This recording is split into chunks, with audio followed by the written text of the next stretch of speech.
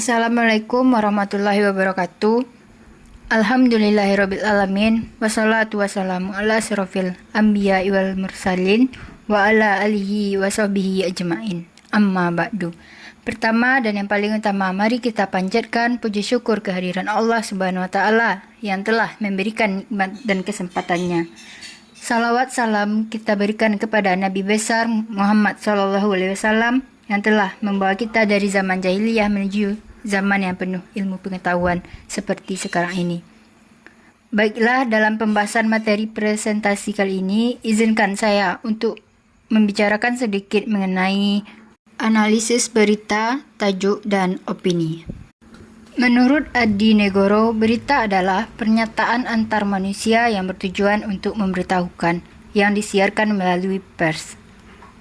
Kemudian menurut William Moulsby, berita adalah penuturan secara benar dan tidak memihak, dan fakta-fakta yang mempunyai arti penting dan baru terjadi yang dapat menarik perhatian masyarakat yang menyiarkan berita. Berita mempunyai jenis, yaitu ada 6 jenis. Yang pertama, berita langsung. Berita langsung atau straight news adalah laporan peristiwa yang ditulis secara singkat, padat, lugas, dan apa adanya. Yang kedua yaitu ada berita opini atau opinion news, yaitu berita mengenai pendapat, pernyataan, dan gagasan seseorang, biasanya pendapat para cendekiawan, sarjana, ahli, atau pejabat mengenai suatu peristiwa. Yang ketiga yaitu berita interpretatif. Berita interpretatif adalah berita yang dikembangkan dengan komentar atau penilaian wartawan atau narasumber yang kompeten atas berita yang muncul sebelumnya, sehingga merupakan gabungan antara fakta dan interpretasi. Keempat yaitu berita mendalam. Berita mendalam adalah berita yang merupakan pengembangan dari berita yang sudah muncul dengan pendalaman hal-hal yang ada di bawah suatu permukaan. Yang kelima ada berita penjelasan. Berita penjelasan adalah berita yang sifatnya menjelaskan dengan menguraikan sebuah peristiwa secara lengkap, penuh data. Yang keenam ada berita penyelidikan. Berita penyelidikan adalah berita yang diperoleh dan dikembangkan berdasarkan penelitian atau penyelidikan dari berbagai sumber. Selanjutnya ada objek berita. Karena berita adalah laporan fakta yang ditulis oleh seorang jurnalis, maka objek beritanya adalah fakta. Dan fakta dalam jurnalistik dikenal dalam berbagai kriteria, yaitu ada peristiwa. Peristiwa adalah suatu kejadian yang baru terjadi, artinya kejadian itu hanya sekali terjadi. Yang kedua ada kasus. Kasus adalah merupakan kejadian yang tidak selesai setelah peristiwa terjadi. Maksudnya yaitu kejadian tersebut meninggalkan kejadian selanjutnya. Peristiwa melahirkan peristiwa berikutnya. Maka kejadian demi kejadian tersebut disebut dengan kasus. Yang ketiga yaitu fenomena. Fenomena adalah suatu kasus yang ternyata tidak terjadi hanya pada batas teritorial tertentu. Artinya kasus tersebut sudah mewabah, terjadi di mana-mana. Selanjutnya ada unsur berita. Unsur berita biasanya diketahui bahwa berita merupakan hasil rekonstruksi dari fakta atau peristiwa oleh wartawan. Maka diperlukan perangkat untuk merekonstruksi peristiwa tersebut. Pada umumnya manusia membutuhkan jawaban atas rasa ingin tahunya dalam memahami hal tersebut. Maka dari itu, materi digali melalui 6 pokok unsur tersebut, yaitu meliputi 5W1H. 5W1H itu ada what, who, what itu apa, who siapa, where di mana, when kapan, why mengapa, how bagaimana. Selanjutnya itu ada tajuk rencana.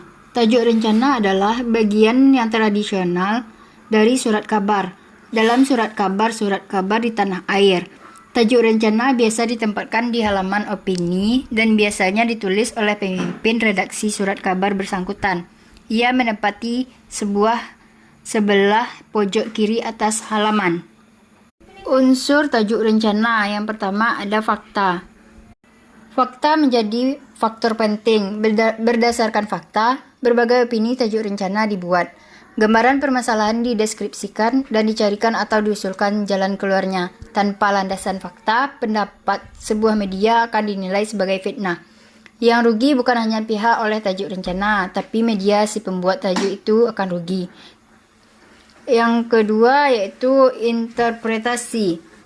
Interpretasi menjadi proses penting. Menurut Kamus Komunikasi, susunan Onong Yu Effendi, interpretasi adalah proses memadukan kegiatan memahami suatu fenomena dengan kegiatan mengungkapkan, menerangkan, dan menerjemahkannya menjadi suatu pesan yang siap untuk dikomunikasikan kepada orang lain. Yang ketiga ada opini.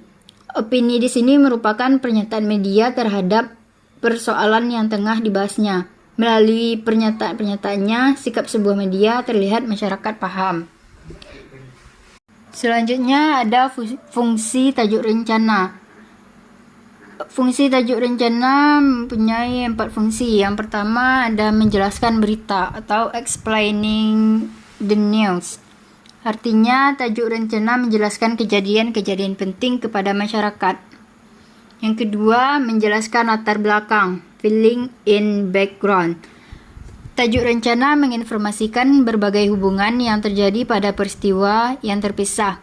Peristiwa yang terjadi sebelumnya digambarkan dan dihubungkan dengan peristiwa aktual yang tengah dibahasnya.